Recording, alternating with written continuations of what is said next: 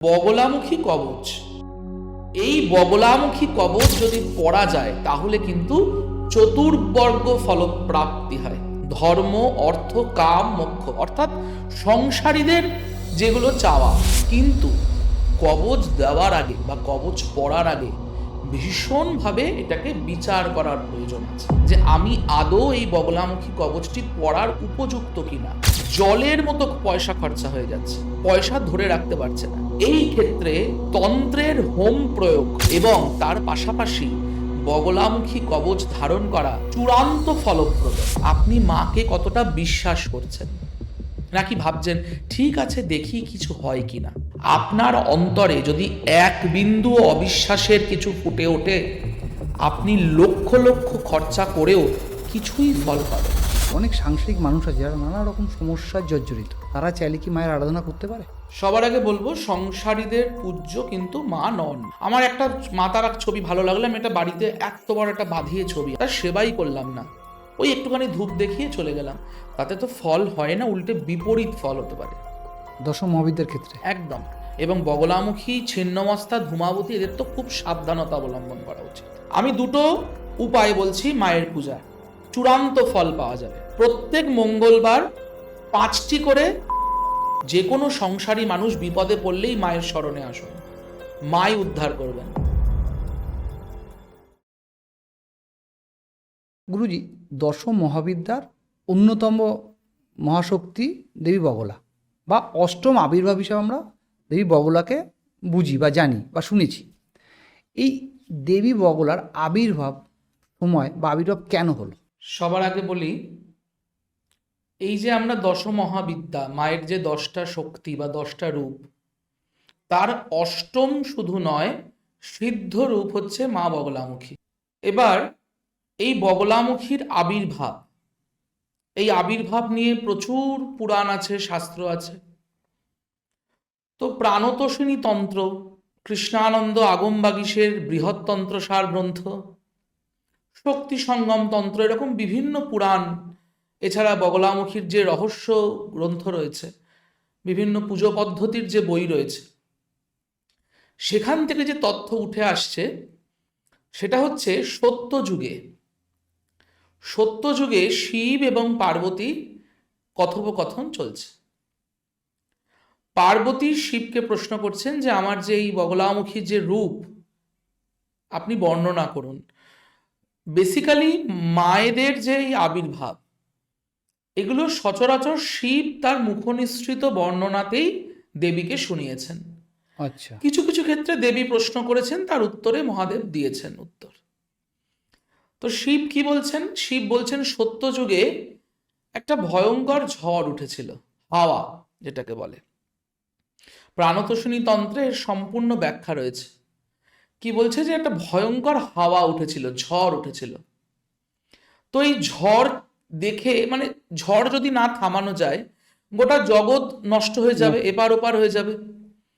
এবার এই ঝড় রূপী যে এই যে দানব, একে দমন করার জন্য ভগবান বিষ্ণু কি করলেন? সৌরাষ্ট্রের হরিদ্রা সরোবরে তিনি দেবীর আরাধনা করতে শুরু করলেন, মানে ধ্যান করতে শুরু করলেন। এবার এই হরিদ্রা সরোবর মানে হচ্ছে হলুদ বর্ণের জল। আচ্ছা, এবার সৌরাষ্ট্রকে আপনি অধুনা গুজরাট ভাবতেই পারেন, বর্তমানে এই গুজরাট অঞ্চলটাই সৌরাষ্ট্র। আবার ভারতবর্ষ যখন অখণ্ড উপমহাদেশ ছিল, সেই সময় সৌরাষ্ট্র বলেও একটি স্থান ছিল। দুটি অর্থেই বলা যেতে পারে। এবার ভগবান বিষ্ণু যে শ্রীবিদ্যা অর্থাৎ ত্রিপুরা সুন্দরী ধ্যান করছেন, জপ করছেন, পূজা করছেন, সেই থেকে মা সন্তুষ্ট হয়ে তিনি ওই সৌরাষ্ট্রের হরিদ্রা সরোবর থেকে হলুদ বর্ণের, হলুদ বস্ত্রে, রত্ন সিংহাসনে বসে আবির্ভূতা হলেন।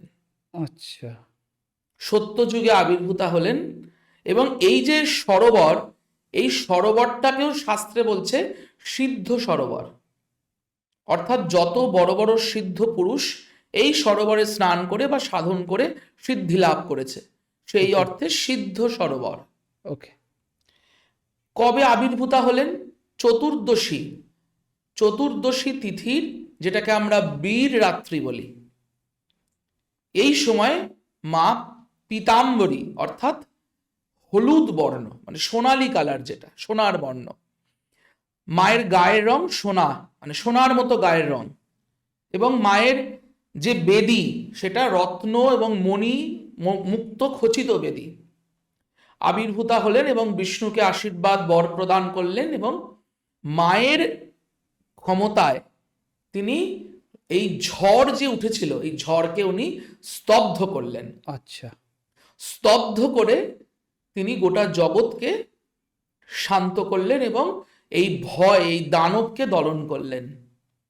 সেই থেকেই মায়ের আবির্ভাব।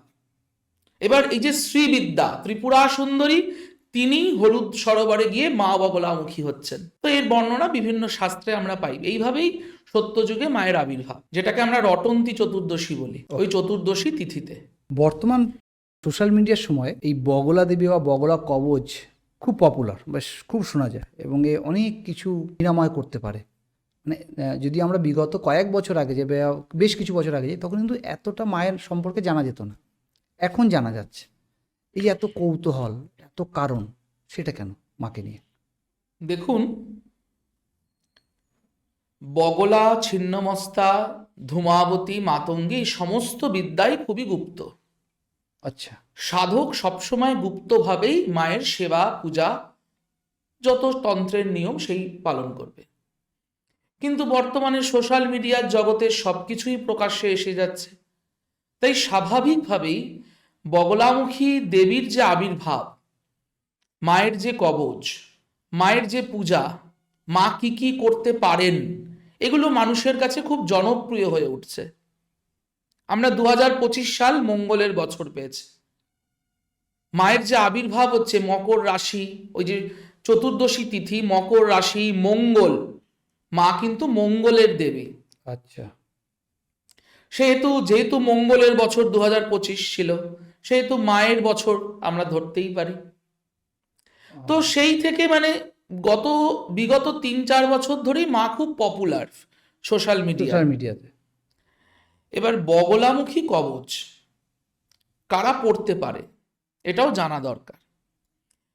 বর্তমান সময়ে দাঁড়িয়ে আমরা যেটা দেখতে পাই যে কোনো জ্যোতিষী বা কোনো তন্ত্র সাধক খুব সহজেই সাধারণ মানুষকে বগলামুখী তাবিজ কবচ দিয়ে দিচ্ছেন।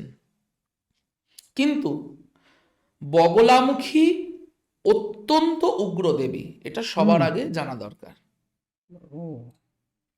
তার কবচ সাধারণ মানুষের সচরাচর ধারণ করা উচিত নয়। আচ্ছা, কারণ এটা একটা কারণ আছে কেন উচিত নয়, এটা জানা দরকার। এই কবচের দেখুন সুফলও যেমন আছে, বিফলও তেমন আছে। আচ্ছা, যদি কোনোভাবে শরীরে এই কবচটি ধারণ করে শরীর খারাপ হয়ে যায়, তার কিন্তু নেগেটিভ এফেক্ট আছে। আমি কেন বগলামুখী কবচ ধারণ করব, সেটাও তো আমাকে জানতে হবে। ঠিক। আমার একটি শত্রু আছে বলি আমি বগলামুখী কবচ ধারণ করলাম, এটা তো হতে পারে না। কারণ তন্ত্রে শত্রু বিনাশের প্রচুর ক্রিয়া আছে, প্রচুর প্রয়োগ আছে। আর আমি হাতে একটি কবচ বা মাদুলি পড়লেই আমার শত্রু নষ্ট হয়ে যাবে, এটা ভাবার কোনো প্রয়োজনীয়তাই নেই। তার জন্য আমাকে তন্ত্রে হোম করতে হবে, তন্ত্রে যা যা শাস্ত্রে বিধান দিয়েছে সেইগুলি প্রয়োগ করতে হবে, সেটা আরো বেশি ফলপ্রদ। আচ্ছা, এবার এই বগলামুখী কবচ যদি পড়া যায় তাহলে কিন্তু চতুর্বর্গ ফলপ্রাপ্তি হয়। ধর্ম, অর্থ, কাম, মোক্ষ, অর্থাৎ সংসারীদের যেগুলো চাওয়া, যে আমার অর্থ ভালো আসুক, আমি যেটা চাইছি আমার মোক্ষ লাভ ভালো হোক, আমি সংসার এবং বিভিন্ন জায়গায় আমার যে শত্রু আছে, আমার অন্তরেও যে শত্রু আছে, সেগুলো সমস্ত নিধন হোক, এগুলো কিন্তু সবটাই মায়ের কবচেও হওয়া সম্ভব। আচ্ছা, কিন্তু কবচ দেওয়ার আগে বা কবচ পড়ার আগে ভীষণভাবে এটাকে বিচার করার প্রয়োজন আছে, যে আমি আদৌ এই বগলামুখী কবচটি পড়ার উপযুক্ত কিনা। মানে যে কেউ চাইলে পড়তে পারবে না, যে কেউ চাইলে পড়তে পারে না, এবং এটা পড়লে তার নেগেটিভ এফেক্টও আমি বহু ভক্তের মধ্যে দেখেছি। আচ্ছা, কারণ দেখুন আমার কাছেও এরকম প্রচুর ফোন আসে, আমার শিষ্যের কাছে ফোন আসে যে আমার শত্রু আছে, আমাকে একটা বগলামুখী কবচ বানিয়ে দিতে হবে। কিন্তু আমি সচরাচর ফোনে বললেই কবচ বানিয়ে দিই না। আচ্ছা। তার কারণ দেখুন, আমি আপনাকে কবচ বানিয়ে দিতেই পারি, কিন্তু আমি আগে বিচার করব যে আপনার যে সমস্যার কথাটি আপনি বলছেন সেটা আদতেও আপনার সমস্যা কিনা। ওকে। যদি সমস্যা হয়ে থাকে তাহলে তার তন্ত্রে প্রয়োগ আছে, পিঠ হোমের প্রয়োজন আছে। সেই হোম করে যদি আপনার সমস্যা মিটে যায় তাহলে তো আপনার কবচ পড়ার প্রয়োজনীয়তা নেই। এইবার দেখা গেল আপনার এমন সমস্যা রয়েছে যেই সমস্যা থেকে আপনি প্রচুর জায়গায় ঘুরেছেন, কিছু ফল পাননি। সেক্ষেত্রে তখন যদি বিচার করে বুঝি তবেই আমি বগলামুখী কবচ প্রদান করি। কিন্তু এখানেও একটা বিষয় আছে, আজকে বললেই আমি কালকে আপনাকে কবচ দিতে পারবো না। হুম। কেন পারবো না? কেন? তার কারণ হচ্ছে, একটি কবচ শুধু কবচটা তৈরি করলেই তো হবে না, কবচটি তৈরি করার পর তার মধ্যে প্রাণ প্রতিষ্ঠা করতে হবে। সেই কবচের নাম গোত্র, মানে যার নামে কবচটি তৈরি হয়েছে তার নাম গোত্র সংকল্প করে সেখানে লক্ষাধিক জপ করতে হবে, তবে সেই কবচটি ফলপ্রদ হবে। আমি আজকে বলে কালকেই পকেট থেকে একটা কবচ বানিয়ে দিতে পারবো না, যেটা সচরাচর বিভিন্ন জ্যোতিষী বা তান্ত্রিক করে থাকেন। যদি কবচ পড়তে পারেন সঠিক উপায়, তাহলে আপনি চূড়ান্ত ফল পাবেন, যেটা আমার ভক্তরাও পেয়ে থাকে। কিন্তু এর বিফলও যেটা আমি বললাম। তাই যখনই বগলামুখী কবচ কেউ ধারণ করবেন বা পড়বেন, অবশ্যই সঠিক বিচার করে তবেই পড়বেন। এই দেবী বগলা বা মা বগলার কবজের ক্ষেত্রে কিছু ক্রাইটেরিয়া আছে কি, যে শত্রু বিনাশে শুধু পড়তে পারে বা নেগেটিভ এনার্জি কাজ করতে তার জন্য পড়তে পারে, এরকম কোনো স্পেসিফিকেশন আছে যে এর জন্যই পড়তে পারে, এর বাকি কোনো কারণের জন্য পড়লে এর কাজ হবে না, নাকি ওভারঅল সব কিছুর জন্যই এই দেবী বগলা বা মা বগলার কবজ কার্যকারী? দেখুন, আমি যখন বগলা মায়ের আবির্ভাবের কথা উল্লেখ করলাম তখন আমরা জানতে পারলাম যে মা ঝড়কে দমন করেছিলেন। শাস্ত্রে তার একটি নাম বলছে স্তম্ভিনী, মানে স্তম্ভন বিদ্যায় যিনি পারদর্শী। হ্যাঁ। এবার এই স্তম্ভন মানে কিন্তু যে কোনো কিছুকে রুদ্ধ করতে পারেন মা। আচ্ছা। শুধু বাকশক্তি নয়, মানুষের জীবনের যত নেগেটিভিটি সেটা শত্রু হতে পারে। দেখুন, সংসারীদের চতুর্দিকে শত্রু আছে। ঠিক। যদি আপনি বলেন কোন কোন দিকে, সেক্ষেত্রে আমি বলতেই পারি ঘরে আছে, মানে পরিবারে আছে, কর্মে আছে, এবং এমনকি নিজের অন্তরেও শত্রু আছে। কিরাম শত্রু অন্তরে? ধরুন আপনি একটা কাজ করতে বসলেন, কিছুক্ষণ পর বলছেন দূর আর ভালো লাগছে না কাজ করতে, কালকে করব। এটা যে ল্যাথার্জি, এই যে অলসতা, এটাও কিন্তু মানুষের অন্তরের শত্রু। মা এটাকেও রুদ্ধ করতে পারেন। বগলামুখী এমন একটি সিদ্ধ বিদ্যা যে গোটা জগৎকে স্তম্ভন করতে পারে, গোটা জগতের সমস্ত শক্তিকে উনি রুদ্ধ করে দিতে পারেন। তাই আপনি যখন বলছেন যে শুধুমাত্র শত্রু বিনাশে, শুধু শত্রু বিনাশে নয়, ধরুন কেউ কারোর থেকে অর্থ পাবে, মানে তার পাওনা টাকা আটকে গেছে, যদি সঠিক উপাচারে তন্ত্রে হোম প্রয়োগ করে তারপরে যদি বগলামুখী কবচ মানে ধারণ করা যায়, সেক্ষেত্রে কিন্তু খুব চটজলদি সেই টাকা ফিরে পাওয়া সম্ভব। তারপরে ধরুন কারুর বাড়িতে কোনো নেগেটিভ এনার্জি আছে, ভূত প্রেত। হ্যাঁ, সেটাই বলছি। কারণ কি, এটা মানে এটা একটা এনার্জি। অবশ্যই। যেমন আপনি যদি কোনো শ্মশানে যান, শ্মশানের যেমন পজিটিভ নেগেটিভ দুটোই দিক আছে।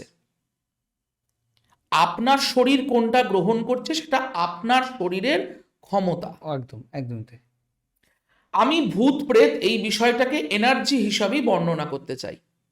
ধরুন এমন কিছু হলো, কেউ কারুর শত্রুতা করে কারুর বাড়িতে প্রেত চালান করেছে, সে তার বাড়িতে টিকতে পারছে না, বাড়িতে থাকলেই সে অসুস্থ হয়ে পড়ছে। শুধু অসুস্থ নয়, তার উপার্জন হচ্ছে কিন্তু জলের মতো পয়সা খরচা হয়ে যাচ্ছে, পয়সা ধরে রাখতে পারছে না।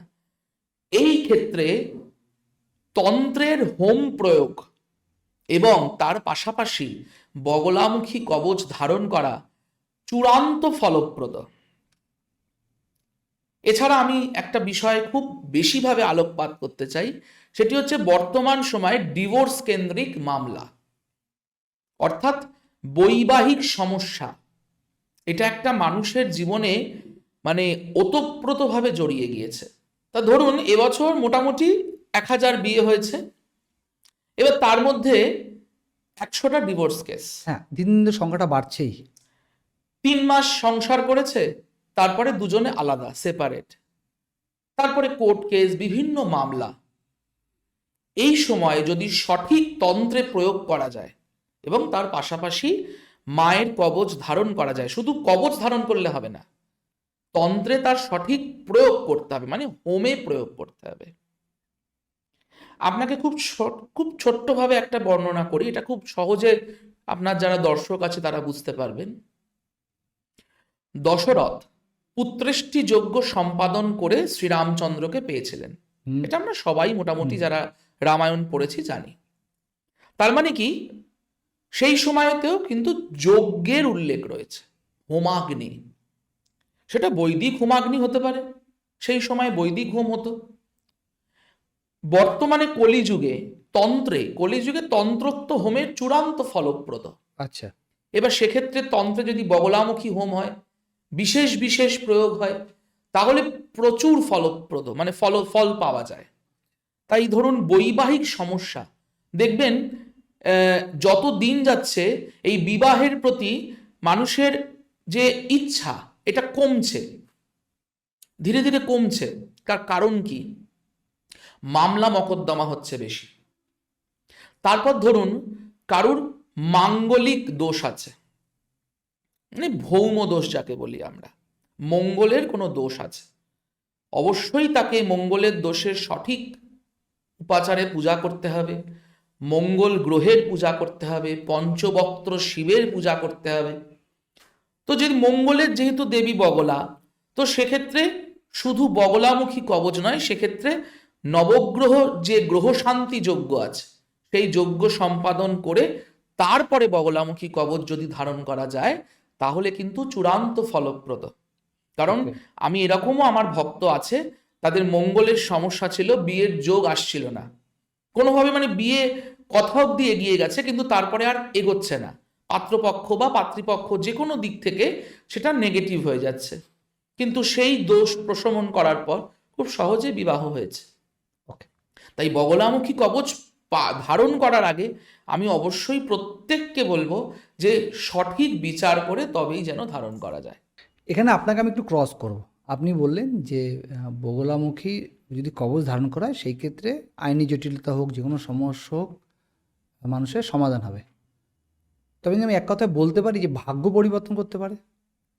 দেখুন, শাস্ত্রে আমরা মোটামুটি মা বগলামুখীর বাংলায় যে রূপটা দেখতে পাই সেটা হচ্ছে 2 হাতের মা, দ্বিভুজা বগলা। তার এক হাতে শিলা মুদ্গর আছে আর এক হাতে অসুরের জীব আছে, জিহ্বা।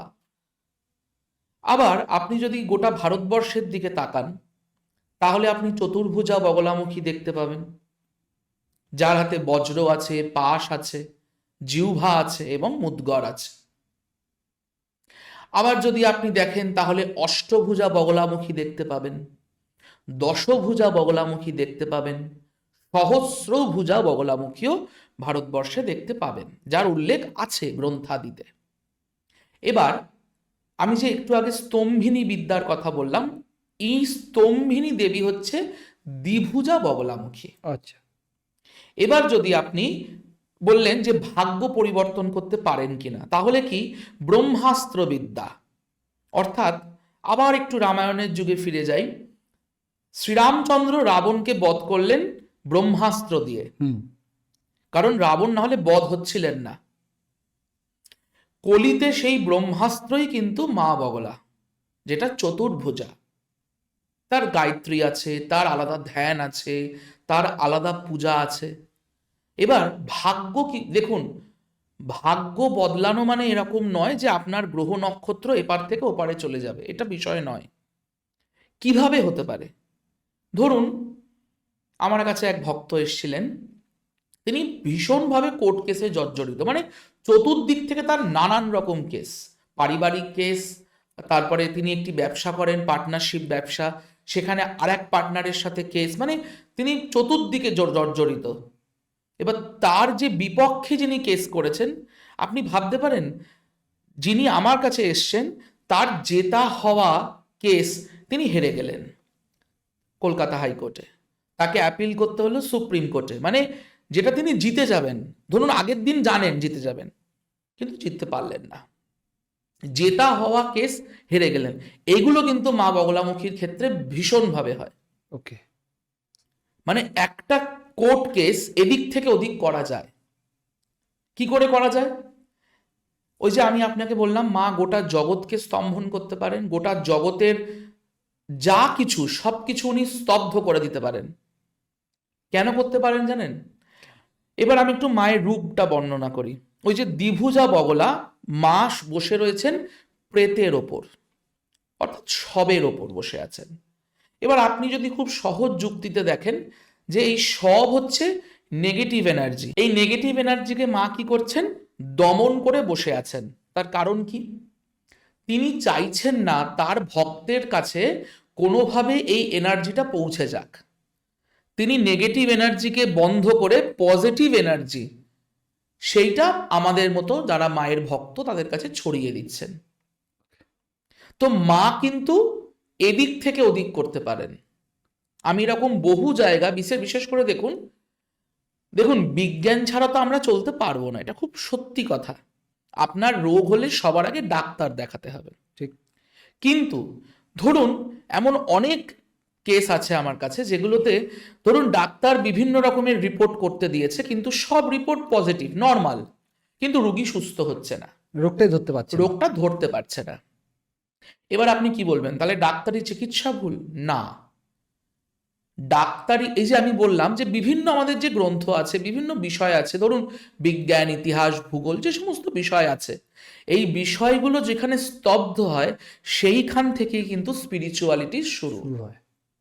কারণ আপনি খুব ভালো করে দেখবেন আমাদের যারা ডাক্তার যারা আছেন বা হবু ডাক্তার যারা আছেন, তারা যখন খুব রেয়ার, যেগুলো খুব জটিল কেস যখন সলভ করতে যান, সমস্ত পেশেন্ট পার্টিকে বলেন আপনারা মিরাক্কেলের ওপর ভরসা করুন, ভগবানকে ডাকুন, ভগবান যদি চান নিশ্চয়ই। তার মানে কি, যারা বিজ্ঞানের পথের পথিক তারাও কোথাও জানেন যে দেবতার কিছু স্পিরিচুয়াল পাওয়ার আছে যেটা এদিক থেকে ওদিক হতে পারে।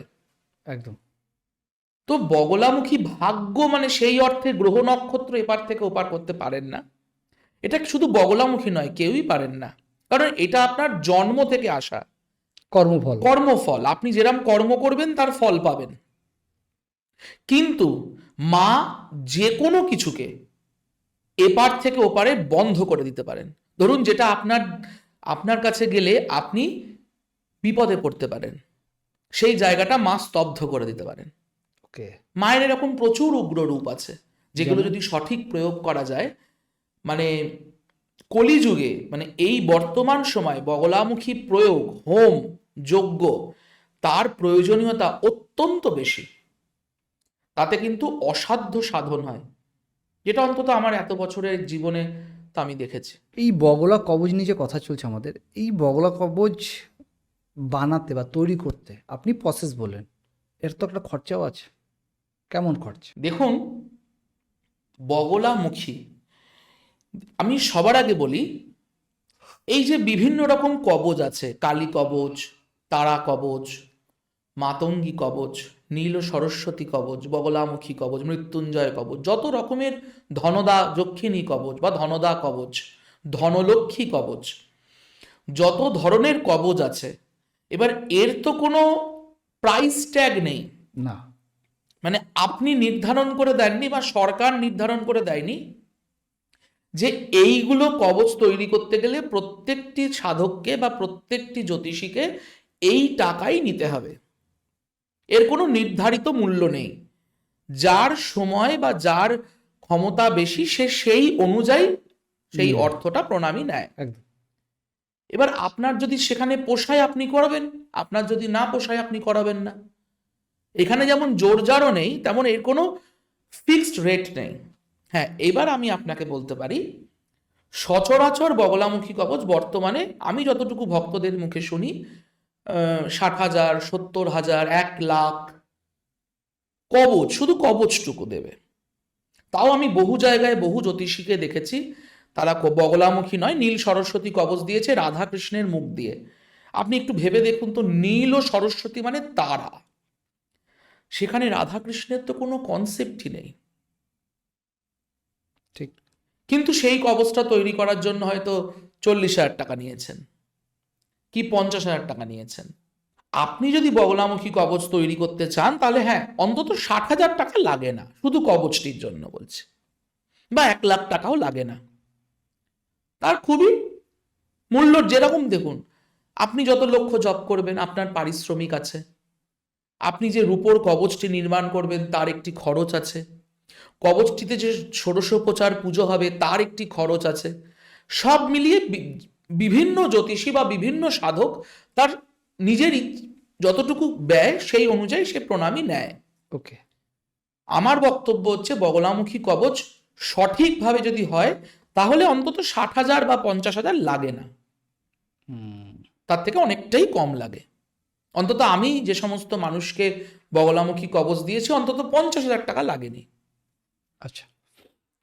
কিন্তু আপনি এখানে কখনো নির্ধারিত করে দিতে পারেন না যে এই প্রাইসেই আপনাকে নিতে হবে, মানে যে যেমন তার কাজ করে হ্যাঁ, তেমন একদম, দাম। আপনি বললেন যে এর নেগেটিভ ইম্প্যাক্টও হয় যদি কারো দরকার না থাকে, বানানোর পর দেখা গেলো সেটা নেগেটিভ ইম্প্যাক্ট করছে, সেই ক্ষেত্রে কি করণীয়?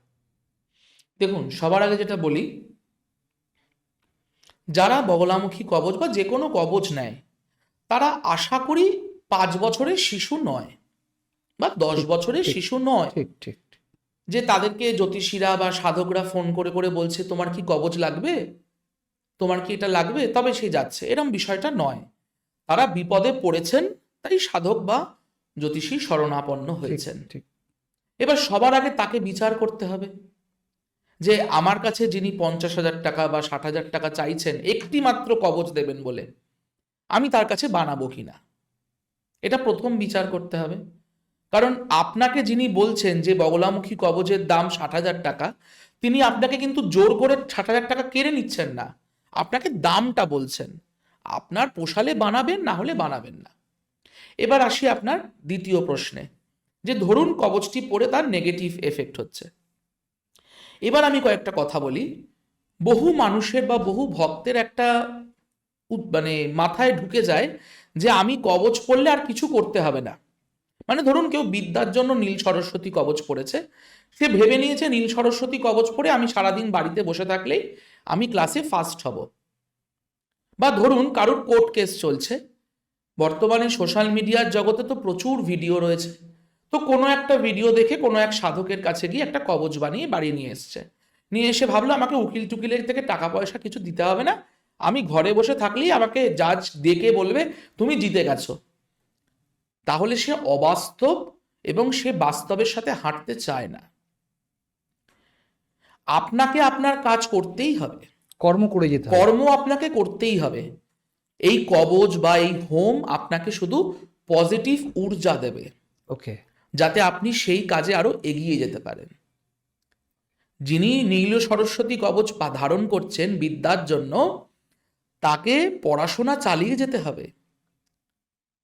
এই নীল সরস্বতী কবচ তাকে শুধু পজিটিভ ঊর্জা দেবে, যাতে সে আরো বেশি পড়তে পারে। কারুর শত্রুর সমস্যা আছে, তার মানে কি সে সেই কবচটা ধারণ করে থাকলে শত্রুর আর সমস্যা থাকবে না?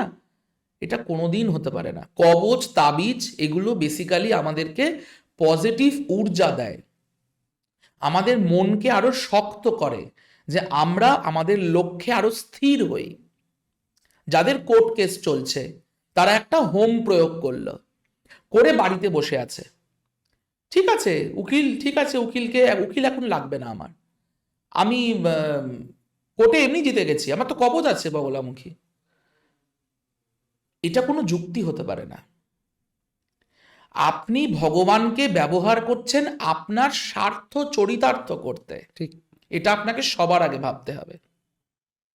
তাহলে ভগবান তো আপনাকে সাথ দিল, মানে ভগবানের কোনো ঊর্জা আপনার কাছে রাখলো, আর আপনি আপনার মতো বসে আছে, তাহলে মানুষ হয়েছেন কেন?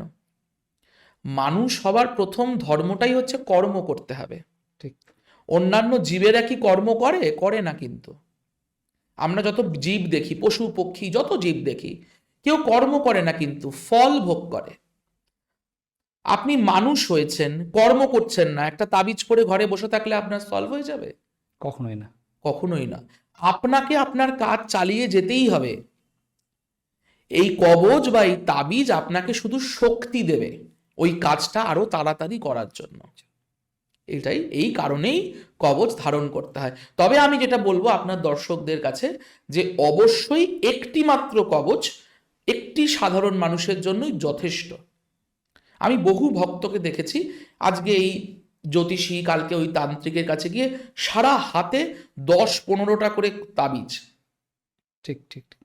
এদিকে ঘরে বসে আছেন, এসে আমাকে বলছেন আমার না এত টাকা খরচা হয়ে গেল। ইভেন তারাই বেশি ডিপ্রেশনে যায়, মানে যারা আমি নানা রকম। একটা কথা বুঝে পাই না, আপনার যখন একজনকে, ধরুন আপনি একজনের কাছে গেছেন, একজনের কাছে গিয়ে আপনার কাজ হয়নি, আপনি ফার্দার আবার এই পথে যাচ্ছেন কেন?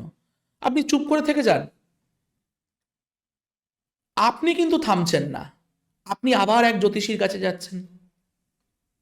এটা খুব দামি কথা বলেন, এটা কেউ বলে না কিন্তু। দেখুন, মানুষ ঠকে ঠকে ঠকে ঠকে একটা সময় ঠিক ভালো জায়গা পাবেই, কারণ দেবতার একটা তো গুণ আছে। এই যে আজকে আমার কাছে প্রচুর ভক্ত, আমি সময় দিতে পারি না, মানে এতই ভক্তের কথা থাকে, যে তারা কোথাও না কোথাও গিয়ে প্রচন্ডভাবে ঠকেছে, কিন্তু মায়ের কাছে এসে অন্তত সেই শক্তি, সেই ঊর্জা, ধরুন সকালে কারোর সমস্যা হয়েছে, আমাকে আমার শিষ্যকে জানিয়েছে, আমি মায়ের কাছে পুজো করেছি, বিকেলের মধ্যে সেই সমস্যা কেটে গিয়েছে, নির্মূল হয়ে গিয়েছে। সব কিছুর মূলেই কি জানেন তো? বিশ্বাস। ঠিক তাই। আপনি মাকে কতটা বিশ্বাস করছেন, নাকি ভাবছেন ঠিক আছে দেখি কিছু হয় কিনা? আপনার অন্তরে যদি এক বিন্দু অবিশ্বাসের কিছু ফুটে ওঠে, আপনি লক্ষ লক্ষ খরচা করেও কিছুই ফল পাবেন না। বিশ্বাসে মিলায় বস্তু, তর্কে বহুদূর। আপনার কথা রেস ধরেই আমি স্বামী পূর্ণানন্দজিতে খুব শুনি, উনি একটা কথা বলছিলেন যে আজকে তুমি রামকে ডাকছো, কালকে শিবকে ডাকছো, মানে ফলস্বরূপ হচ্ছে না বলে আলটিমেটলি ফল কিছুই পাবে না। মানে উদাহরণটা কেমন দিল, যে বিশ্বাস কাউকে করছো না। আমার বাড়ির সামনে উনি এসে এভাবেই বললেন, হয়তো আমি ভুলও শুনতে পারি, বাট ডিসক্রিপশনটা খানিকটা এরকম, যেটা হচ্ছে একটা কুকুর এসে বসে আছে, তুমি খাবার দিচ্ছ না, ও কী করলো অন্য ঘরে গেল, সেও খাবার দিচ্ছে না, আবার পাশের ঘরে গেল, সেও খাবার দিচ্ছে না। আলটিমেটলি সে 10 ঘরের দরজায় যদি যায়, কোনো জায়গায় খাবার পায় না। কিন্তু যদি একই জায়গায় পড়ে থাকে, কোনো না কোনো সময় মায়া হবেই, যে সারাদিন আছে একে দিই নাও। ভগবানও ঠিক আমাদের সেই রকম, যে আমরা যদি বারবার আজকে একে ডাকি, তো আমাদের বিশ্বাসই তো সেখানে খুঁজে পাচ্ছে না। সব থেকে বড় কথা হচ্ছে, মানুষের বিশ্বাসটা না এখন ক্ষণস্থায়ী। মানুষের ধৈর্য কমে গেছে ওভারঅল। আপনি কোনো সাধকের কাছে গিয়েছেন, আপনাকে সেই সাধক বলল যে আপনার যে সমস্যা আছে সেটা দেখে 2টি বা 3টি হোম করতে হবে। উনি ভেবে নিলেন প্রথম হোম করার পরই আমার একটা এমন ম্যাজিক হবে, আমি হয়তো এখন 2 টাকা রোজগার করি, কালকে 2 লাখ টাকা রোজগার করব। এটা তো হতে পারে না। আপনাকে সবার আগে ধৈর্য রাখতে হবে।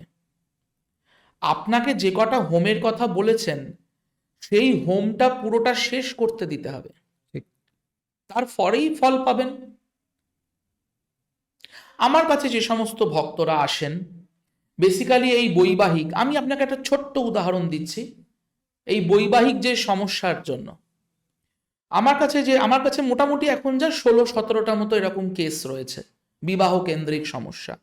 সবাই মোটামুটি তড়িয়ে যাচ্ছে ওপারে, মায়ের আশীর্বাদ তাতে, এবং সর্বোপরি আমার ইষ্ট আরাধ্য স্বয়ং বগলামুখী, সেই তো মা হয়তো কৃপা করছেন তাদের।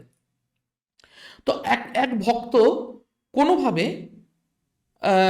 একটি কেসে হেরে যায়, খুব চিন্তায় পড়ে যায়। বেসিক্যালি কেসটি খোরপোশের কেস ছিল। আচ্ছা।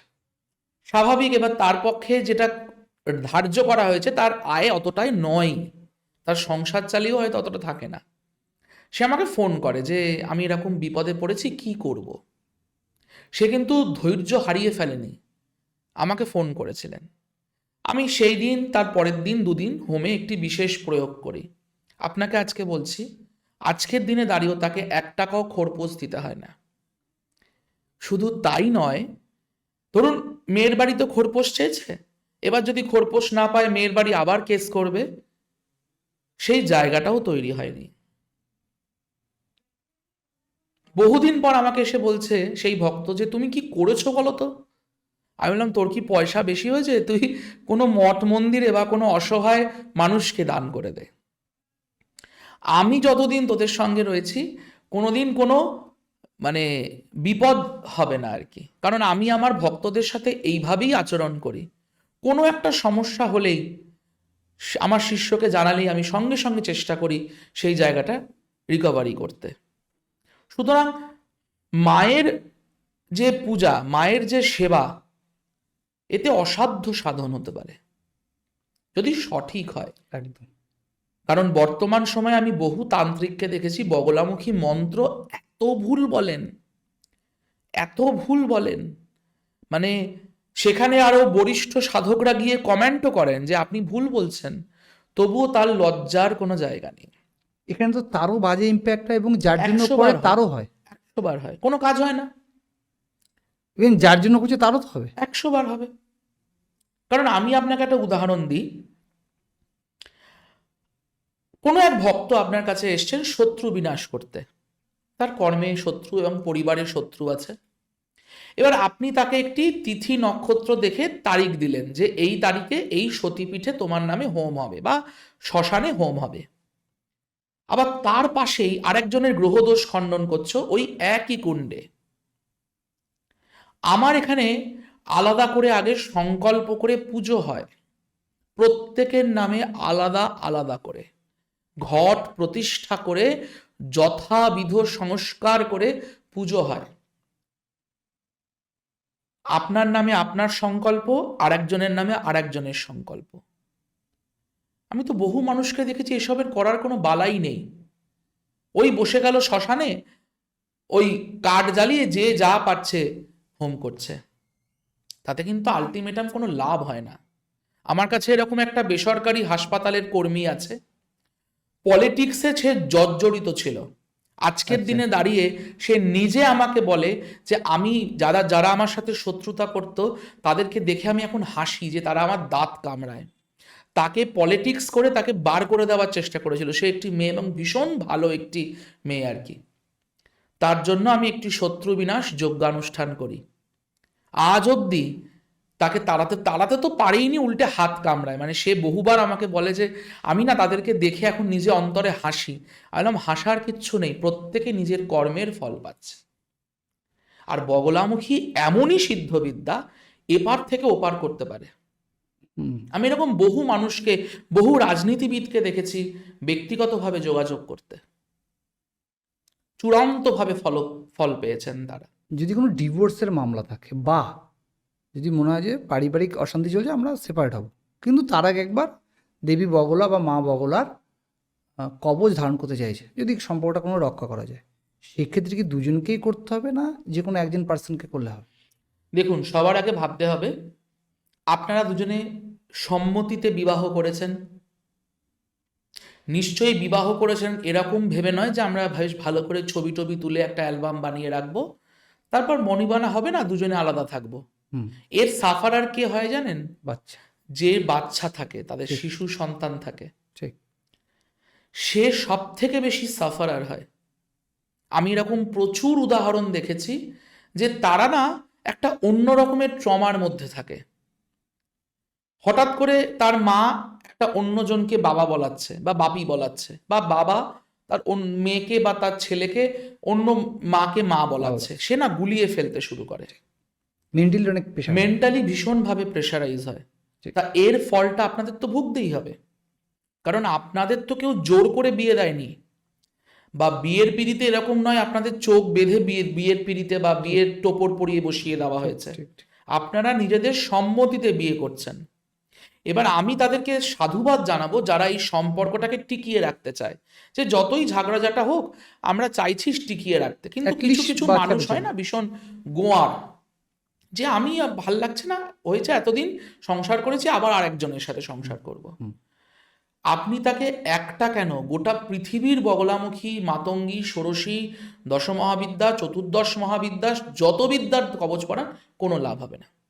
তার মানে আপনি বলতে চাইছেন যাদের মেন্টালি সেগমেন্টের ডিফারেন্স, মানে একদম, whatever, যে তারা কাজ ভেবে করবে না। নিয়েছে যে আমি বিয়ে করেছি, আজকে আমার মনে হচ্ছে আমি ভালো নেই, আমি সেপারেট হয়ে যাব, তাতে আমার বাচ্চার কি হলো, তাতে আমার স্ত্রীর কি হলো, তাতে আমার কিচ্ছু এসে যায় না, আমি তখন কোর্টে লড়ালড়ি করব। তার জীবনে এটা আবার হবে, কারণ আপনাকে আপনার কর্মফল ভোগ করতেই হবে। হ্যাঁ, এবার আমি বলবো যারা চাইছেন, যারা শুভানুধ্যায়ী, যাদের শুভ বুদ্ধি রয়েছে, যে আমরা সম্পর্কটা টিকিয়ে রাখতে চাই, একদম। তারা যদি বগলামুখী প্রয়োগ করে, অবশ্যই আমরা চেষ্টা করতে পারি যে যাতে তার উল্টো দিকের পার্সনের মেন্টালিটিটা কিছুটা চেঞ্জ Change করা হয়। যায়। ওকে, মানে একজন পড়লেই হবে, মানে একজন ধারণ হ্যাঁ, করলেই হবে। এবার সেক্ষেত্রে আমি যেটা বারবার বলছি যে বগলামুখী কবচ পড়ার থেকে বগলামুখী প্রয়োগ, ওকে। তন্ত্রে প্রয়োগ, হোম ক্রিয়া, তাতে অনেক বেশি ফলপ্রদ। খরচাটা কি দুটো সেপারেট, অনেকটাই আলাদা? সেপারেট তো বটেই। অনেকটাই আলাদা। অনেকটা নয়, তবে কিছুটা তো আলাদা, কারণ বগলামুখীর যে বিশেষ কিছু প্রয়োগ আছে, যদি ধরুন কোনো কোনো ক্ষেত্রে জ্বালামুখী প্রয়োগ হতে পারে, কোনো কোনো ক্ষেত্রে উল্কামুখী প্রয়োগ হতে পারে, কোনো কোনো ক্ষেত্রে প্রত্যাঙ্গিরা প্রয়োগ হতে পারে, মানে যে কোনো দেবী আছে, মায়েরই যে সমস্ত উগ্র রূপ আছে, যেটা যার ক্ষেত্রে প্রযোজ্য হবে, তো সেই অনুযায়ী সেই উপাদানগুলো লাগবে। তো সেই জন্য উপাদান যেমন লাগবে সেই অনুযায়ী তার খরচ হবে। দেখুন, বেসিক্যালি খরচটা সেভাবেই নির্ধারিত হয় এই সমস্ত কিছু উপাদানের পর, যিনি করছেন কাজটি এবং যিনি তাকে সহায়তা করছেন, প্রত্যেকের তো একটা শরীরের শক্তি ব্যয় করে করছেন, একদম। তো তার শক্তির ব্যয় করার তো একটা মূল্য আছে। সে তো আছে। এবার কেউ 1 টাকা নেবেন, কেউ 10 টাকা নেবেন, ঠিক আপনার পোষালে আপনি তার কাছে যাবেন, আপনার যদি না পোষান তাহলে যাবেন না। ঠিক। আচ্ছা, এটা গেল সাংসারিক জীবনে। আর একটা আপনি পয়েন্ট বলেছেন, রাজনীতিবিদ অনেক কন্ট্যাক্ট করছে, আমি কারণ নাম জানতে চাইছি না আপনার কাছে, বাট বর্তমান সময়ে কি এই যারা রাজনীতিবিদ আছেন তারা কি এই ধরনের পূজা অর্চনা খুব বেশি করে থাকেন? আমি বলবো 100%-এর মধ্যে 85% রাজনীতিবিদ মা বগলামুখীর শরণাপন্ন। বিজনেসম্যানরা? সবাই। আমি একটা কথা বলি, সমাজের যারা উঁচু তলার লোক, তারা প্রত্যেকে মা বগলামুখীর সাথে কানেক্টেড। এবার আপনি যদি বলেন কেন, কেন? কি প্রয়োজন তাদের? ঠিক, আমার এটাই প্রশ্ন ছিল। ধরুন, বিভিন্ন ক্ষেত্রে রাজনীতির পালাবদল হয়, এক দল আসে আর এক দল যায়।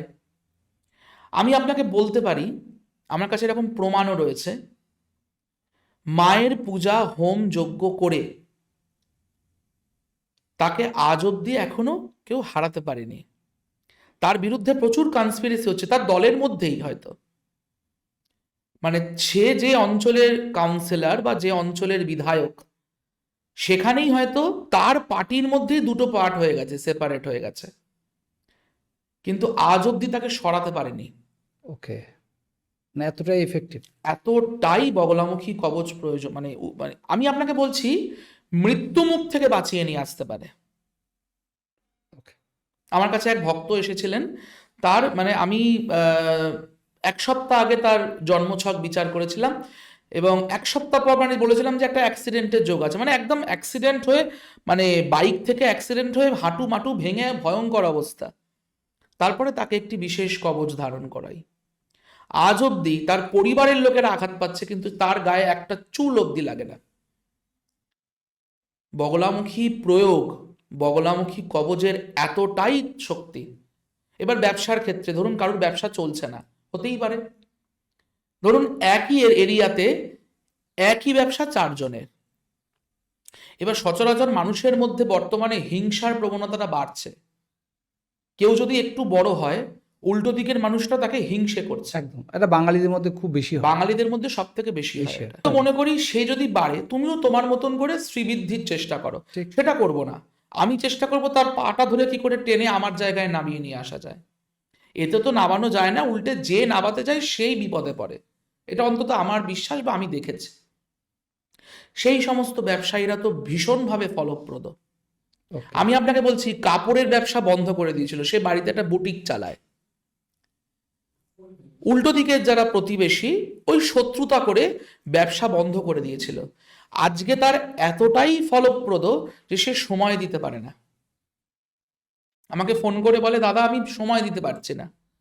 তাই বগলামুখী হোম প্রয়োগ ভীষণভাবে কার্যকরী,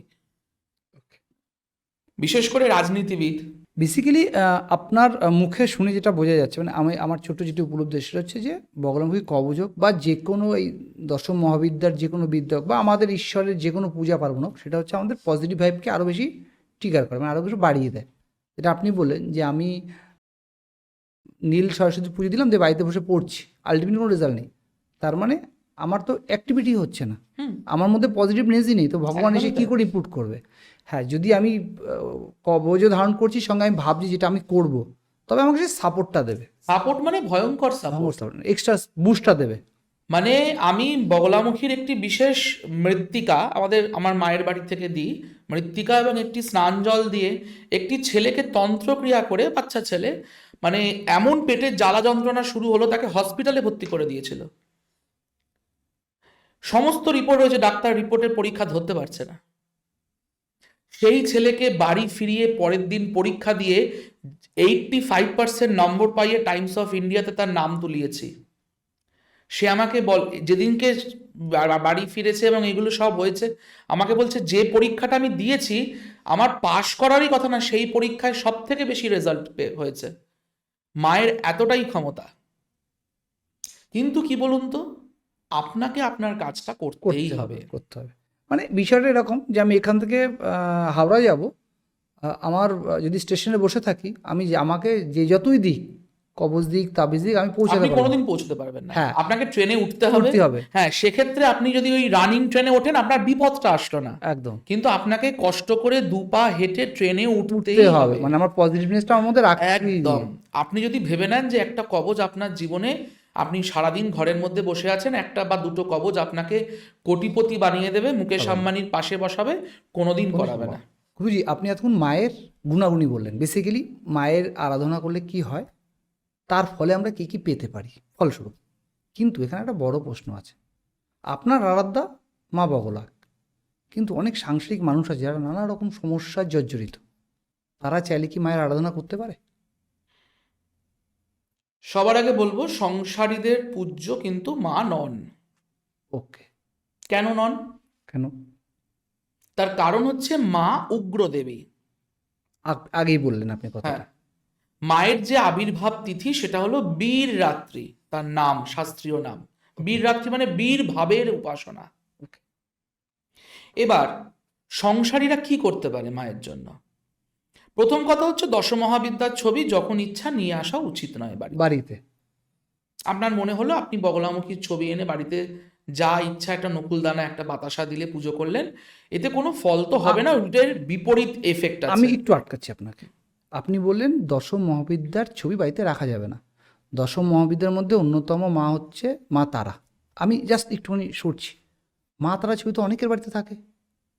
দেখুন, ছবি রাখা আর ছবিকে বা চিত্রপটকে, আমি তো ছবি বলবো না, চিত্রপট, সেটাই তখন সাধক বা ভক্তের কাছে সেটাই তখন বিগ্রহ স্বরূপ। ঠিক।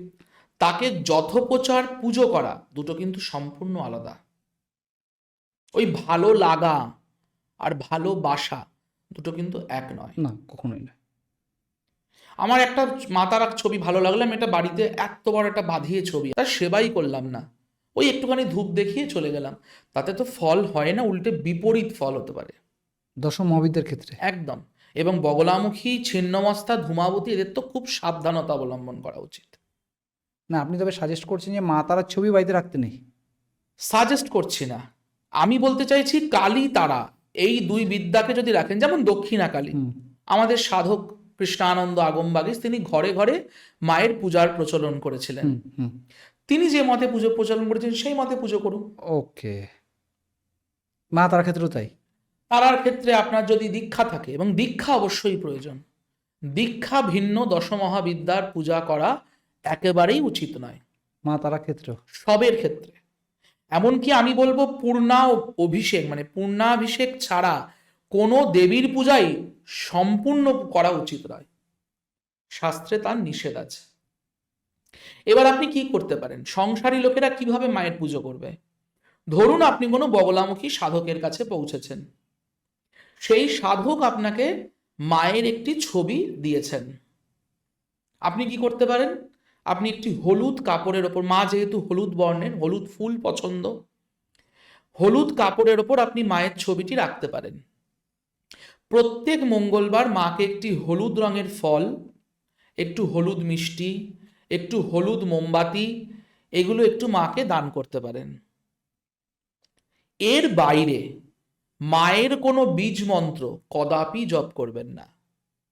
বীজ মন্ত্র জপ করতে গেলে গুরুদেবের পারমিশন নিতে হবে।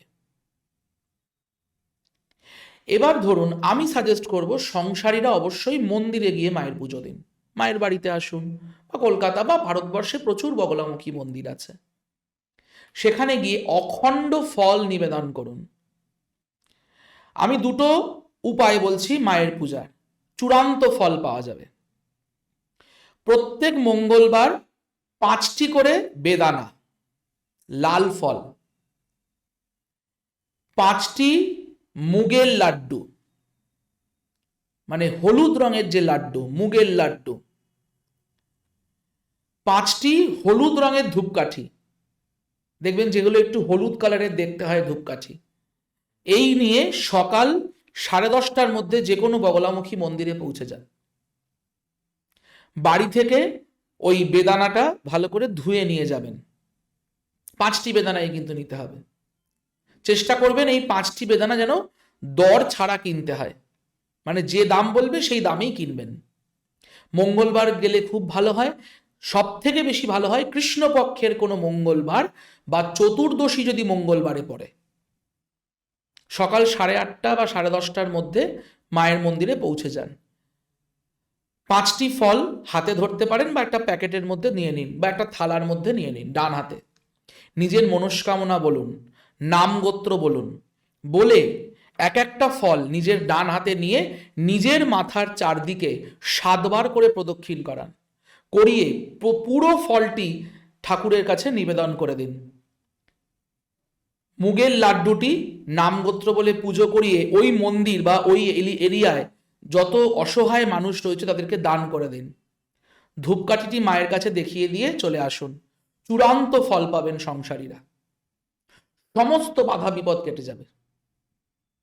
আরো একটি জিনিস বলছি, যাদের প্রচন্ড রোগ আছে, শরীর থেকে রোগ যাচ্ছে না, পরিবারে এর রোগ আছে আর একজনের রোগ হয়ে যাচ্ছে, একজন সুস্থ হচ্ছে আর একজন অসুস্থ হয়ে যাচ্ছে, যখনই অসুস্থ হচ্ছেন কেউ, মঙ্গলবার মেয়েরা বাম হাতে ছেলেরা ডান হাতে কাঁচা হলুদ হলুদ সুতোয় বেঁধে হাতে পরে নিন। নজর রাখবেন যেন মঙ্গলবার কোনোভাবেই মানে কাঁচা হলুদটা যেন শুকিয়ে না যায়। কাঁচা হলুদ শুকিয়ে গেলেই হলুদটাকে চেঞ্জ করে আবার পরে নিন মঙ্গলবার করে, চূড়ান্ত ফল পাবেন। মানে মনস্কামনা যা হবে পূর্ণ হবে। হ্যাঁ, যাদের রোগ বাড়ি থেকে বেরোচ্ছে না, একজন সুস্থ হয় তো আরেকজন অসুস্থ হয়। আমাদের এই রটন্তী চতুর্দশীর দিন মায়ের স্নান জল দেওয়া হয় আমাদের মায়ের বাড়ি থেকে। ওই স্নান জলের কি মহিমা যারা পেয়েছেন, প্রতি বছর নিতে আসেন, তারাই আপনাদের সামনে বলে দেবে। এই স্নান জল পেয়ে প্রচুর মানুষ হাঁটতে পারতেন না, বিছনায় বসে থাকতেন, তারা আজ ওই ফিজিওথেরাপিস্ট, আগেও ফিজিওথেরাপিস্ট ছিল, কিন্তু ওইভাবে হাঁটা সম্ভব ছিল না। ওই স্নান জল সংগ্রহ করুন। মায়ের ঘটের মৃত্তিকা অবশ্যই মায়ের বাড়ি থেকে সংগ্রহ করুন, চূড়ান্ত ফল। বগলামুখী এই কারণেই কলিযুগের আরাধ্যা, আচ্ছা, ত্রাণকর্ত্রী। যে কোনো সংসারী মানুষ বিপদে পড়লেই মায়ের শরণে আসুন, মাই উদ্ধার করবেন। এই যে কটি টোটকা বললাম অবশ্যই অবশ্যই মঙ্গলবার করে দেখুন, চূড়ান্ত ফল পাবেন। যদি কেউ মানে মায়ের পুজো করছে বা বাড়িতে মায়ের ছবি রাখছে কিন্তু সঠিক নিয়মে করতে পারছে না, তার ক্ষেত্রে কি নেগেটিভ ইম্প্যাক্ট হতে পারে? সঠিক নিয়মে করতে না পারলে আপনি এমন অসুস্থ হবেন, আপনাকে হসপিটালাইজড হতে পারে। আমারই এক ভক্ত ভুল প্রয়োগ করে ফেলেছিলেন, হোম করার সময় অশাস্ত্রীয় কিছু খাবার খেয়ে ফেলেছিলেন, মানে পূজারী তাকে অশাস্ত্রীয় খাবার খাইয়ে ফেলেছেন। তারপর তিনি যখন ফ্লাইট থেকে নেমেছেন, তার মা ভেন্টিলেশন, হসপিটাল। তার বাড়িতে যক্ষিণী গিয়ে বসে আছে। কারণ আপনাকে বারবার যেটা বলছি, দর্শকদেরও যেটা বলছি, বগলামুখী সিদ্ধ এবং উগ্রবিদ্যা আপনাকে চূড়ান্ত ফল দিতে পারে, মানে আপনার জীবন এদিক থেকে ওদিক করে দিতে পারে, পাল্টে দিতে পারে জীবন। কিন্তু ভুল করলে ততোধিক ক্ষতি হতে পারে। ওই যে বললাম, স্তম্ভনে পারদর্শিমা, গোটা জগৎকে আপনার বিরুদ্ধে যদি কেউ যায়, আপনার বিরুদ্ধে যে যাবে তাকে স্তম্ভন করে দিতে পারে, মুখ বন্ধ করে দিতে পারে। কেউ আপনার মানে পারিবারিক শত্রু তো এখন আপনি জানেন, আমরা সবাই মোটামুটি জানি। পরিবারে দুটো ভাই থাকে, প্রচন্ড দ্বন্দ্ব হয়। দুই বোন থাকলে প্রচুর দ্বন্দ্ব হয়, সম্পত্তি নিয়ে দ্বন্দ্ব হয়। হয়তো যে ভাই খুব সহজ সরল, সম্পত্তি পাচ্ছেন, মানে তাকে ঠকিয়ে দিচ্ছে।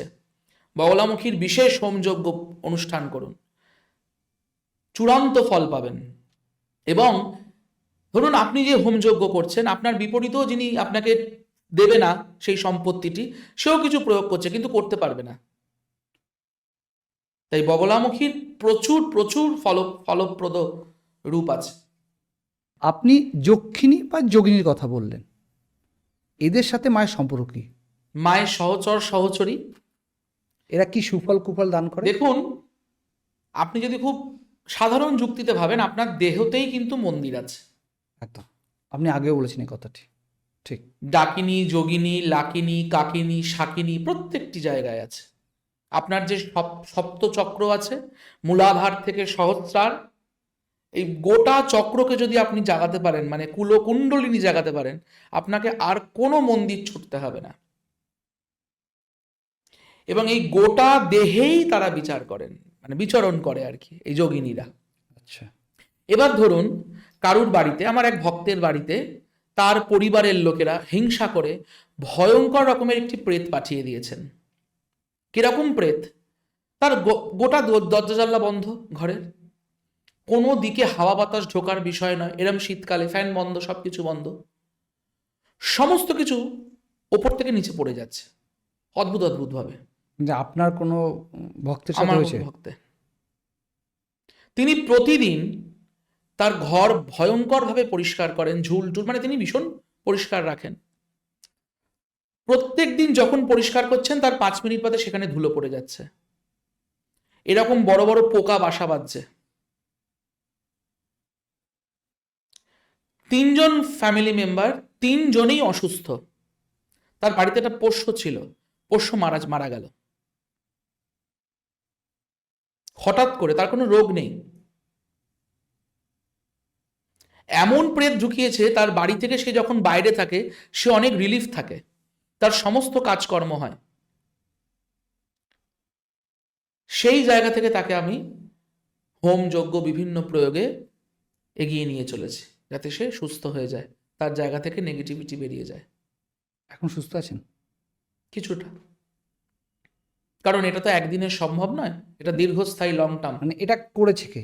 মানে তার পরিবারেরই খুব ঘনিষ্ঠ আত্মীয়। মানে বগলা মায়ের আরাধনা করেই করেছে নাকি? তার দেখুন, এই যে প্রেত বা এই পিশাচ বা এই বেতাল প্রয়োগ করা, অগ্নি বেতাল, রুদ্র বেতাল, এইসব প্রয়োগ করা, এগুলো তো বেসিক্যালি খুব নিম্ন মার্গের সাধন। ও, কারোর ক্ষতি করতে গেলে এগুলো প্রয়োগ করতে হয়। কিন্তু আপনাকেও ভাবতে হবে যে আপনি যার ক্ষতি করছেন তিনিও এমন কারোর শরণাপন্ন হয়েছেন, আপনি হাজার চেষ্টা করলেও তাকে আর বিপদে ফেলতে পারবেন না। এমন অনেক বাড়িতে আছে, আমি জাস্ট বাড়িতে ভিজিট করেছি, বাড়ি বাস্তু ভিজিট করেছি, বাস্তুতে গিয়ে আমার এমন একটা ঘরে গিয়ে মনে হলো এই ঘরের ঠিক ওপরের ফ্লোরে কেউ একটা হেঁটে চলে বেড়ায়। তাকে যখন প্রশ্ন করছি, সে বলছে আমি কেন, ওই বিল্ডিং এর সবাই কোনো না কোনো সময় তাকে দেখেছে রাত্রিবেলা হেঁটে চলে বেড়াতে, একটা বাচ্চা মেয়ে। সেই জায়গা থেকে তার এতটাই মানে শরীর খারাপ, সে মানে বেডরুমে শুতে পারতো না। শুলেই মনে হতো কেউ একটা কালো ছায়া বেরিয়ে যাচ্ছে এপার থেকে ওপারে। সেই জায়গা থেকে তাকে আমি রিমুভ করেছি, পুরো বাড়িটাকে কিওর করেছে। গুরুজি, তার মানে ভূত আছে সত্যি? মানে আমরা যে ভূতের গল্পগুলো শুনতে পারি বাকি নানা রকম সোশ্যাল মিডিয়ায়, তো সত্যি সব? এনার্জি তো অবশ্যই আছে, কারণ আমি বহু জায়গায় দেখেছি শ্মশানে গিয়ে বহু মানুষ অসুস্থ হয়ে পড়ে, বাড়ি আসার পর তার শরীর ঠিকই হয় না, কোনোভাবেই ঠিক হতে চায় না। আজকে জ্বর তো কালকে কাশি, তারপরে অ্যাক্সিডেন্ট। এনার্জি তো অবশ্যই আছে, নেগেটিভ হোক বা পজিটিভ, দুভাবেই আছে। এবং নেগেটিভ এনার্জি আপনার জীবনে ভয়ঙ্কর কিছু প্রয়োগ করতে পারে, আপনার জীবনকে এদিক থেকে ওদিক করে দিতে পারে। আর তার উপর তো বাস্তু দোষ আছেই। বহু বাড়িতে গিয়ে দেখেছি বাথরুমের পাশেই রান্নাঘর। আপনি একটা কথা ভাবুন, বাথরুমে আমরা কি করি? আবর্জনা বর্জন করি। আর রান্নাঘরে কি করি? স্বয়ং লক্ষ্মীকে আরাধনা করি, অন্নপূর্ণার চাল আরাধনা করি। দুটো কখনো একই দেওয়ালের পাশাপাশি হতে পারে? তার মানে বলছেন যে সমস্ত বাড়িতে বাথরুম পায়খানা পাশাপাশি থাকে সেখানে বাস্তুদোষ থাকলেও থাকতে পারে? ভীষণ থাকতে পারে। এবং এই বাস্তু দোষের প্রকোপে আপনার কিচ্ছু হবে না। আপনার যদি কোনো সন্তান থাকে, দীর্ঘদিন চেষ্টা করে করে বিফল হয়ে যাবে, পাশ করতে পারবে না। এরকমও উদাহরণ আছে আমার কাছে। যেমন? এই হাওড়াতেই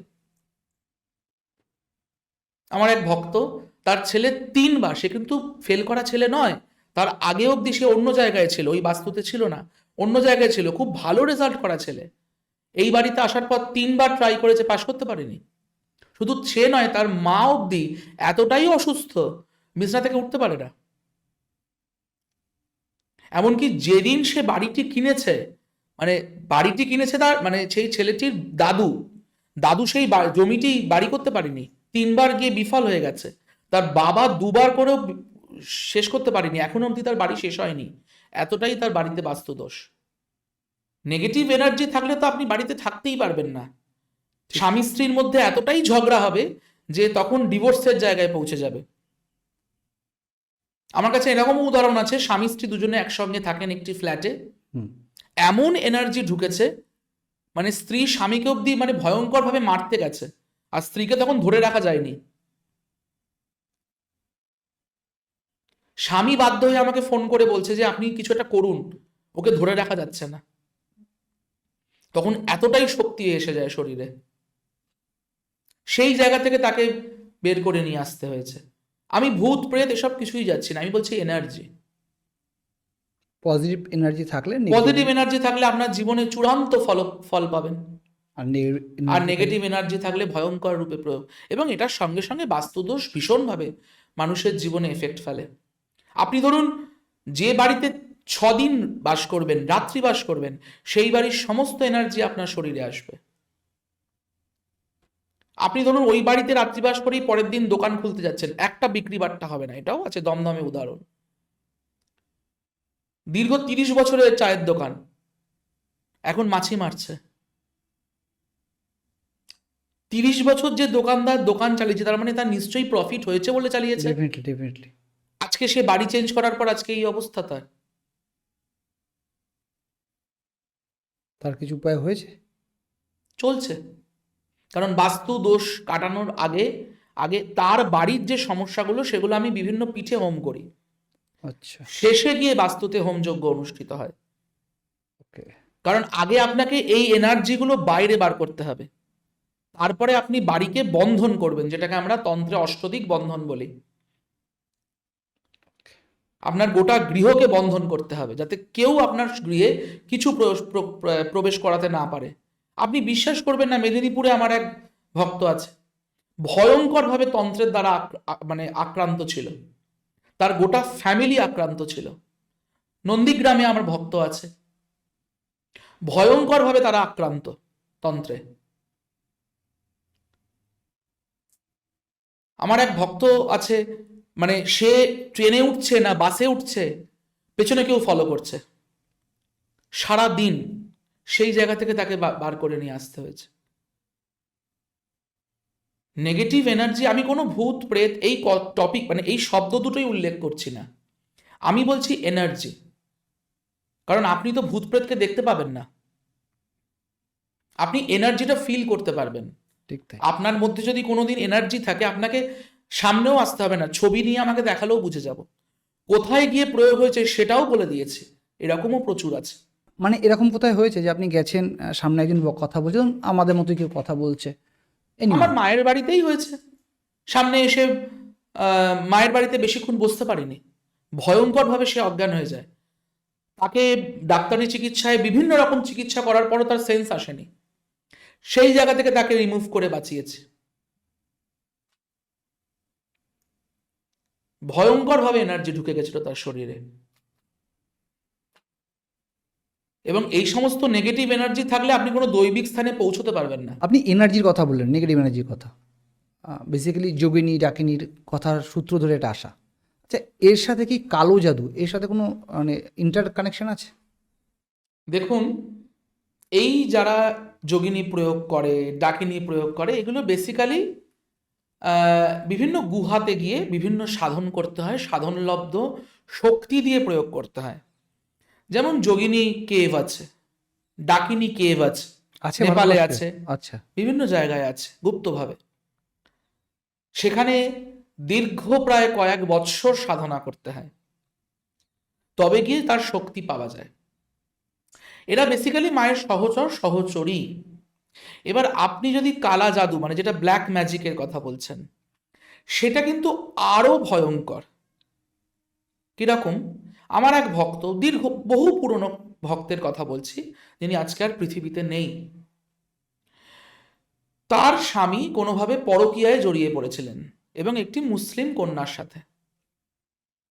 সেই মুসলিম কন্যাটি সেই যে আমার যে ভক্ত ছিল তার একটি ছবি দিয়ে ব্ল্যাক ম্যাজিক প্রয়োগ করে। অদ্ভুতভাবে প্রয়োগের 7 দিন পর থেকে তার সারা শরীরে এরকম বড় বড় ফোসকা পড়তে শুরু করে, ওই মহিলার। এবার তখন আমার কাছে খুব একটা এটা বিষয়ে কেস ছিল না, আমি জানতাম না এই বিষয়টা।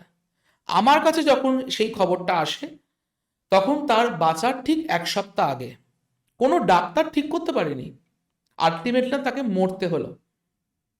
এবং তিনি খুব ভালো গৃহিণী ছিলেন। এবার আপনাকে কিছুক্ষণ আগে বললাম না, প্রত্যেকটি ক্রিয়ার বিপরীত প্রতিক্রিয়া আছে। আপনি কারোর ক্ষতি করছেন, আপনার তো ক্ষতি হবেই। ওই স্বামীর তারপরে আবার গলায় ক্যান্সার হয়। স্বামীটি উকিল ছিল, পরকীয়ায় জড়িয়ে পড়ে এই অবস্থা, শুধু ছবি দিয়ে। এছাড়া তো বান আছেই, শুকনো বান, ভয়ঙ্কর বান আছে, বান প্রয়োগ। এবং এই কালা জাদুর প্রভাব ভয়ঙ্করভাবে আপনার জীবনে লেগে যেতে পারে। ধরুন আপনার ব্যবসা খুব ভালোভাবে চলছে, কেউ একটা আপনার ওপর ব্ল্যাক ম্যাজিক প্রয়োগ করলো, কোনো যক্ষিণীকে প্রয়োগ করে দিল, কোনো উগ্র ভৈরবকে আপনার শরীরে এতে প্রয়োগ করে দিল, আপনার গোটা ব্যবসাই নষ্ট হয়ে যাবে, আপনি কিচ্ছু করতে পারবেন না। আচ্ছা, তার মানে আপনি বলছেন নেগেটিভ এনার্জি যদি ইম্প্যাক্ট করে, পজিটিভ এনার্জি ক্ষতি হতে পারে, বা যে কোনো মানুষ ক্ষতি হতে পারে। কিন্তু আমাদের মতো যারা সাধারণ মানুষ, ধরুন কেউ একজন মানুষ যে এইসব ব্যাপারে জানে না, কেউ তাকে আলাদাভাবে শত্রু ভাবছে, সে নেগেটিভ এনার্জি ইম্প্যাক্ট করছে, কিন্তু সে হয় মহাদেব নয় কৃষ্ণ বা কোনো একটা দেবতার সে ভক্ত, তার ক্ষেত্রে তাই হবে, এফেক্ট হবে? সবার ক্ষেত্রে হয়। আমি বলছি, ভারতবর্ষের সনাতন হিন্দু ধর্মে যে 5টি ধারা রয়েছে, প্রধান 5টি ধারা, শাক্ত, শৈব, গানপত্য, বৈষ্ণব, শৌর্য, প্রত্যেকটি ধারার ভক্ত আমার কাছে আসে। এবং তারা শুধু ভক্ত নয়, তারা সেই ধারায় সেই জায়গায় বসা লোক। প্রত্যেকে এফেক্টেড তন্ত্রের দ্বারা, তন্ত্রের কুপ্রভাবের দ্বারা, নিম্ন মার্গের তন্ত্রের দ্বারা তারা এফেক্টেড। কারুর শরীর ভেতর থেকে শুকিয়ে যাচ্ছে, মানে এখানে ঈশ্বরও কিছু করতে পারেন না? অবশ্যই পারে, তার রিয়াকশন তাকে ঠিক করতে হবে সেই জায়গা। কারণ আপনাকে ভাবতে হবে বর্তমানে এই মুহূর্তে যা পরিস্থিতি, আপনি যদি একটু ভালো থাকেন, আপনার চারদিকে শত্রু ঘিরবে। ব্যবসায়ীদের অত্যাধিক শত্রু। আপনার ব্যবসা যদি তুরন্ত একটু ভালো হয়, আপনি টেকাতে পারবেন না ওই ব্যবসা।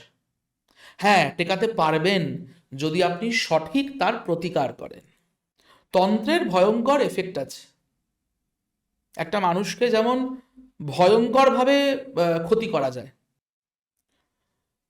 যক্ষিণী পাঠিয়ে, বিভিন্ন রকমের উগ্র কিছু রূপ পাঠিয়ে, সহচর সহচরীদের পাঠিয়ে, বেতাল প্রয়োগ করে, অগ্নি বেতাল প্রয়োগ করে বাড়ি ছাড়খাড় করে দেওয়া যায়। এছাড়া তার সেগুলোকে কাটানোর বেশ কিছু সাবর মন্ত্র আছে। তবে আমি দর্শকদের জন্য বলবো, যাদের ধরুন মনে করছেন যে বাড়িতে আমি যে কটা বললাম সেরকম সমস্যা আছে, সঙ্গে সঙ্গে মঙ্গল এবং শনিবার একটা কাজ করুন। কি করবেন? 5টি পান পাতা নিন, পান পাতাটার ওপর ভালো করে ভালো দামি ঘি লাগিয়ে নিন, তার উপর ভালো করে সিঁদুর লাগিয়ে নিন, একটু ভালো সিঁদুর নেবেন। নিয়ে নিন 7টি শুকনো লঙ্কা, বোটাওয়ালা শুকনো লঙ্কা। নিয়ে নিন 7টি গোলমরিচ। নিয়ে নিন সামান্য সাদা সর্ষে।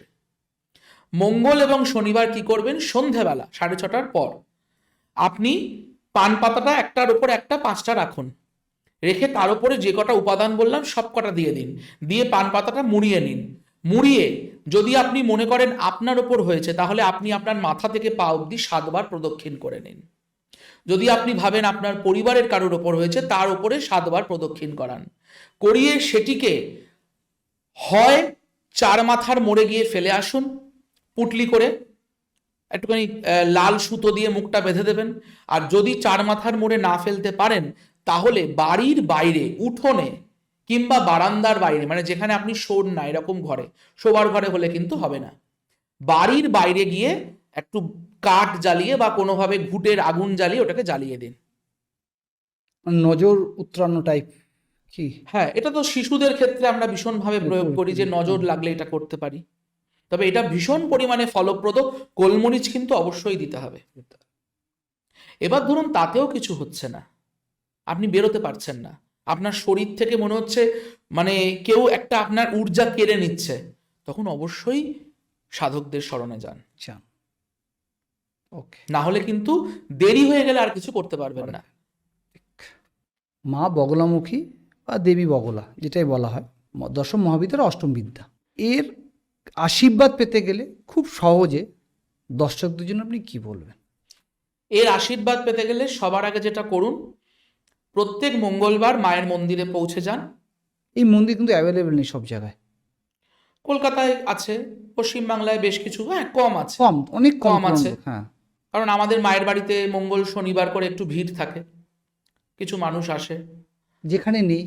যেখানে নেই সেক্ষেত্রে আমি বলবো কোনো কালী মন্দিরে পৌঁছে যান। আচ্ছা, পৌঁছে গিয়ে হলুদ রঙের ফল দান করুন, তাতে আপনার চতুর্বর্গ ফল প্রাপ্তি হবে। চতুর্দশী, কৃষ্ণপক্ষের চতুর্দশী বা শুক্লপক্ষের চতুর্দশীতে রাত্রিবেলা 8টি ঘিয়ের প্রদীপ জ্বালান বাড়িতে মায়ের নাম করে। কোনো মন্ত্র বলবেন না, জয় মা বগলা বলে 8টি ঘিয়ের প্রদীপ নামগোত্র বলে জ্বালিয়ে দিন, দেখবেন অনেক এনার্জি কেটে গিয়েছে।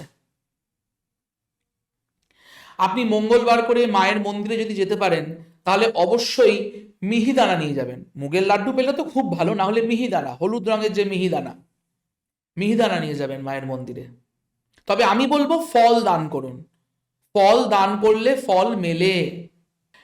আর মায়ের থেকেও, মা যেহেতু উগ্রবিদ্যা, আপনারা হনুমানজিকে স্মরণ করতে পারেন। প্রত্যেক মঙ্গলবার একটু চামেলি তেল হনুমানজিকে অর্পণ করতে পারেন।